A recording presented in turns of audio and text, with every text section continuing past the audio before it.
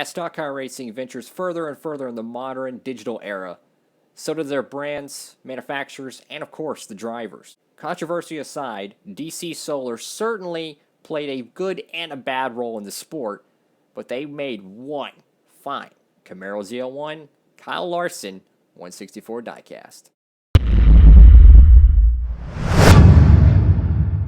Howdy folks, it's Diecastbuffet here again, and welcome back to another NASCAR diecast review. Today's car is the DC Solar Chevrolet Camaro ZL1, driven by none other than Kyle Larson.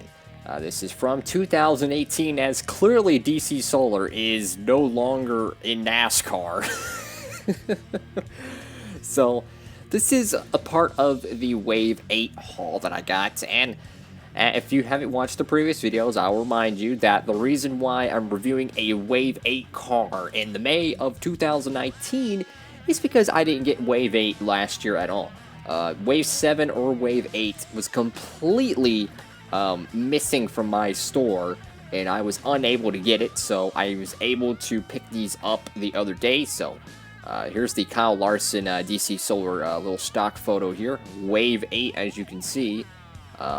So, I wanted to get this car. I really did. Whenever I seen the announcement on the fix last year for this Wave, I was like, man, I really want that DC Solar car, because if I remember correctly, I think this might have been the first Larson car for... No, Wave 7 I think had the first Larson car. But, I wanted to get a Larson car last year from NASCAR Authentics. I was like, man, I really want this, and of course, it never came. I didn't want to buy the Gold Series version and then it showed up at my store, so it was kind of like a waiting game. It was like, man, do I buy it? Do I not buy it? It was a pain, man. It was a pain. But luckily, I got the McDonald's one later that year and got the DC Solar one. Let's go ahead and get it out of the package. Here she is, folks. It's the 2018 DC Solar Camaro ZL1 from Chip Ganassi Racing. This paint scheme is... It's very similar to the Xfinity equivalent of it from 2018 that I remember, that Ross Chastain drove to victory lane at Las Vegas, from my memory, so don't, quote me on that. But this paint scheme is, the main color is just a flat kind of white look to it. A little bit of a dark blue kind of accent, the light blue would be the accent, the dark blue is more or less a secondary, but it's actually a really interesting looking paint scheme. You kind of got like this, weird kind of, not fade or stripe, but it's kind of like a grooved stripe maybe, because you have like the little bit of a black line behind the 42. But it's just like, it's like a really modern style paint scheme that I don't think looks half bad. I don't know about maybe these little stripes here across the hood, but it doesn't look that bad. But I do notice how the stripe right here is actually a little bit crooked there. That's kind of interesting, but this is a paint scheme that I wanted to get last year, as I've mentioned already in this video. It's one that I might use in the Duralast Cup Series, I don't know, because it's always cool to have more paint schemes. The Camaro body has not changed at all, but it's a really, it's really interesting looking paint scheme, honestly, because it has kind of that bright blue kind of accent to it, but it's mainly consistent of just, just your normal base color whites. And I don't know about you, but I love seeing the 42 color in white. I don't know what it is about it, but it looks good. It reminds me of JPM's Target COT from 2010, the white 42 on that thing. Perfect. Just, it's just a very, simple but modern kind of style to it. Let's see what kind of sponsors we got around this thing. So you have. Let's see if we can try to see these sponsors on the post a little bit better. Apologize for the camera angle. So it looks like we have McDonald's, Cessna, Credit One Bank, DC Solar, First Data, Coca-Cola, and Freightliner. That appears to be the sponsors on the little post there. And in the bottom right, you get Credit One Bank. On the back of this Camaro, you got DC Solar, Camaro ZL1. I really like how the Chevrolet bow tie is actually in black rather than the gold. I think that's a really kind of a mean look to it, and I kind of dig it. And if you look right here, you know, once again, Credit One Bank. As you can see, we have Lincoln Welders and Sherwin-Williams Paint. And then on your main contingencies, you know, it's just your, you know, general NASCAR contingencies that you see on every car in the field. You know, it's just a, you know, very modern but basic, simple style paint scheme. I do really like this blue line here across the splitter. I think that's a really nice little touch there. But one thing I do notice is that this color is not the same color as the DC Solar Blue. You have the DC Solar, which is like a sky blue, and then you kind of have like this splitter down here that's more or less, I would say, a teal. I don't know what they're doing there. I guess, and it's like maybe this is the dark color of their, you know, transition kind of color. Because if you noticed on their Darlington throwback from 2018, the DC Solar kind of had like transitions from like the light blue kind of to like a darker gray. I don't remember exactly, but I do know that it kind of have like a fade pattern to it.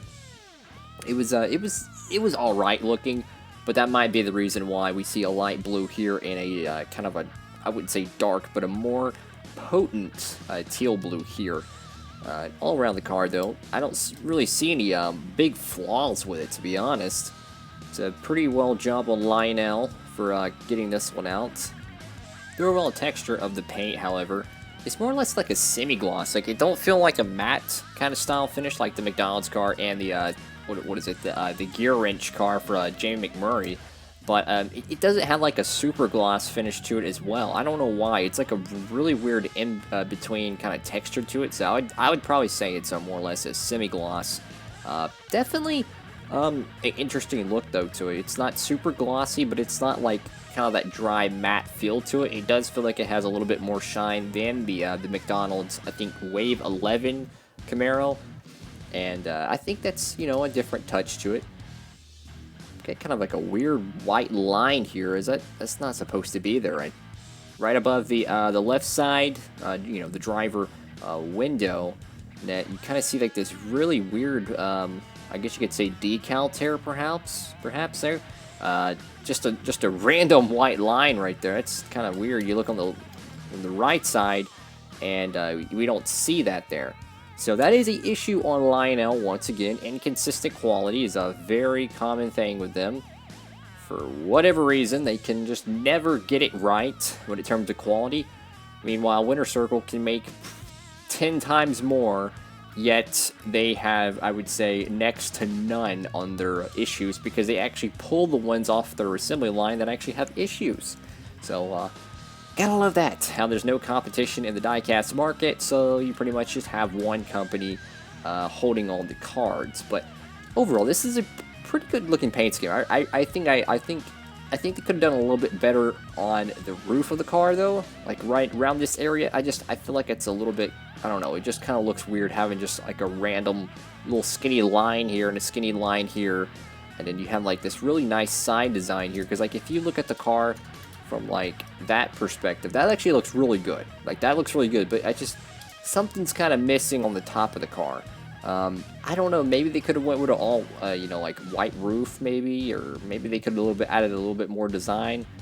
Overall though, I think that they should have done a little bit better on the hood in terms of just, you know, absolutely their actual design for it. Just kind of weird seeing a normal small stripe and it leads to kind of a blue border around the Camaro headlights, and then you kind of have like this nice little teal design going across the side behind the 42. So I think they could have done a little bit better on the scheme design, but nonetheless, so it's still a really nice paint scheme, honestly. And it does come with the pit board, which we'll look at here. Just a simple DC Solar, 42 pit board. But one thing's for sure is that the dark blue on this is not a dark blue. It's almost like, I wouldn't say, it's like a blue-gray, if that makes sense. Let me see, it's not as dark as it's appearing on camera. There we go. I'll try to brighten it up for you, but it's more or less like a blue-gray. But yeah, it's just a simple pit board. Kyle Larson, Chip Ganassi Racing, DC Solar 42. A nice Nice little addition that you can get with your NASCAR Authentics purchase. And with that, that's going to be the end of this video. If you like the video, please give it a thumbs up, and if you're new around here, smash that subscribe button. Thank you all so much for watching. Hope you're having a great one out there, and Diecastbuffet, signing off.